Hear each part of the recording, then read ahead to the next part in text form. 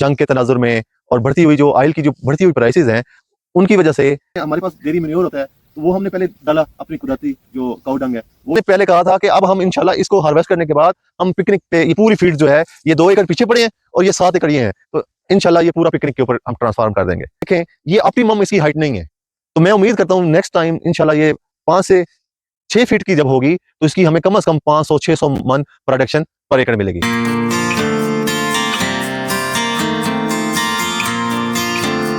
अस्सलाम वालेकुम जी, मेरा नाम फरहान है और इस वक्त मैं मौजूद हूँ अपने नेक्स्ट एग्री फार्म के ऊपर। तो आज की वीडियो है मेज साइलेज के जो मुतबादिल हैं, अल्टरनेटिव्स हैं, उनके ऊपर है। जंग के तनाजुर में और बढ़ती हुई जो ऑयल की जो बढ़ती हुई प्राइसेस हैं, उनकी वजह से ये डेयरी फार्मिंग बड़ी मुश्किल हो गई है। तो जिस तरह मैंने अपनी पहली वीडियो में कहा था कि हमें कुछ out of the box solutions देखने होंगे, अदरवाइज इसमें एक आम फार्मर के लिए सर्वाइव करना बहुत मुश्किल है।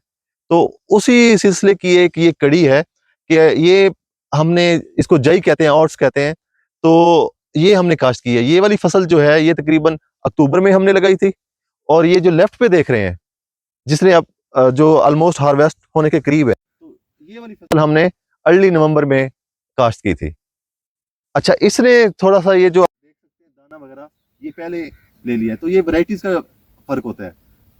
ये थोड़ी सी मुझे ये जो राइट साइड वाली वैरायटी है, अयान बेटा इस तरफ करो, ये काफी बेहतर लग रही है, क्योंकि इसका ये देख सकते हैं आप पत्ता जो है काफी चौड़ा है। तो ये तो एक तरह से ना बिल्कुल जैसे ऐसे लगता है कि जैसे बाजरा हो। अच्छा, इसमें ये है कि ये क्यों अच्छा मुतबादल है, अब ये देख सकते हैं अयान, थोड़ा सा व्यू करवाओ सारा जो रेत के टीले हैं। अब इस राइट साइड पे भी करा दो क्विकली जी।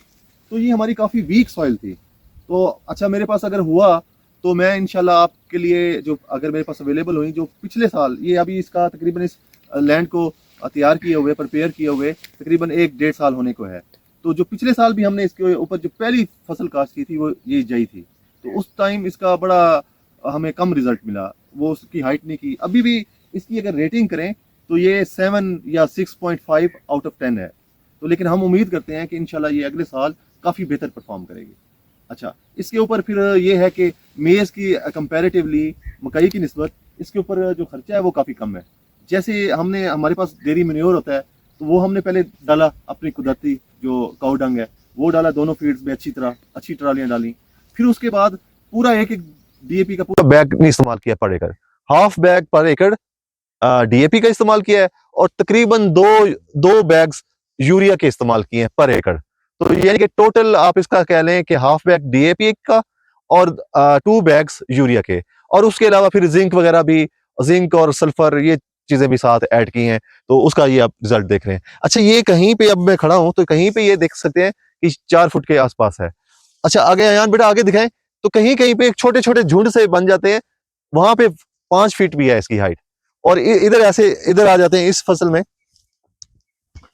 तो यहाँ पे भी यही सूरत हाल है, क्योंकि ये वजह है, इसमें किसी खाद का और किसी और चीज का रोल नहीं है, मेनली है कि क्योंकि ये रेतली जमीन थी, दही जमीन थी, तो फिर जैसे जैसे ये वो सॉइल प्रिपेयर हो रही है, तो कहीं पे अच्छी हो गई तो वहां पे हाइट हो गई, और कहीं पे अभी वीक है तो वहां वीक रह गई। तो इस वीडियो का बुनियादी मकसद यही है कि हमने आउट ऑफ द बॉक्स जाके जो सोल्यूशंस हैं वो अडॉप्ट करने हैं, क्योंकि बेस काफी है। अच्छा, अब अगर देखें, ये ऑप्टिमम इसकी हाइट नहीं है, तो मैं उम्मीद करता हूँ नेक्स्ट टाइम इंशाल्लाह ये 5 से 6 फीट की जब होगी, तो इसकी हमें कम से कम 500-600 मन प्रोडक्शन पर एकड़ मिलेगी। तो फिर तो ये एक तरह से गेम चेंजर हो जाएगी। अच्छा, पिछले साल हमने इसका प्रैक्टिकल भी किया है, इसके ऊपर इसके साइलेज के साथ हमारी दूध की जो प्रोडक्शन है उसमें किसी किस्म का कोई डिक्लाइन नहीं आया। तो ऑन दी अदर हैंड जो आपकी हेफर्स होती हैं या इस तरह के जानवर होते हैं, उनके लिए तो ये दी बेस्ट है। अच्छा, अब इसी वीडियो में मैं चैट जीपीटी की मदद से इंशाल्लाह मैं आप लोगों के लिए ना एक टेबल भी शेयर कर दूंगा, जिसमें हम मुवाजना करेंगे कि मकई और जो जई का साइलेज है, इनका आपस में किस तरह मुवाजना किया जा सकता है, प्रोटीन किसमें कितनी है, एनर्जी, ये सारी जो न्यूट्रिएंट्स टेबल होगा, तो वो इंशाल्लाह मैं आपके साथ इसी वीडियो में शेयर कर दूंगा, एक पिक्चर लेके उसकी चैट जीपीटी से। अच्छा यार बेटा, हमने ना आगे अगर एक और चीज भी मैं शेयर करना चाहूंगा ये तो मैंने कहा कि हम चूंकि अपनी जो डेयरी के मेन्योर है या काउ डंग है उसको यूज करते हैं। मैंने एक चीज और भी नोटिस किया, आया बेटा आप करीब आ सकते हो मेरे, आगे आ जाओ। ये देखें, मैं एक असर भाई निकाल लूं एक, ये देखें इसका साइज देख रहे हैं। अच्छा, तो ये एक तो वैरायटी के ऊपर भी डिपेंडेंट है, प्लस ये देखें जहां पे जो मैंने बातें की हुई हैं। अयान बेटा पीछे से थोड़ा सा करके व्यू दिखाए। हाँ, ये चीज देखें आप, इसका क्लोज दिखाना है। ये आपकी आपको हाइट भी नजर आ रही होगी, इसकी मोटाई भी नजर आ रही होगी और सारा कुछ नजर आ रहा होगा। अच्छा, इसमें ये है कि एक और चीज नोटिस की है अयान, ये इधर से दिखाओ, यहाँ पे जो बेड बन रहा है,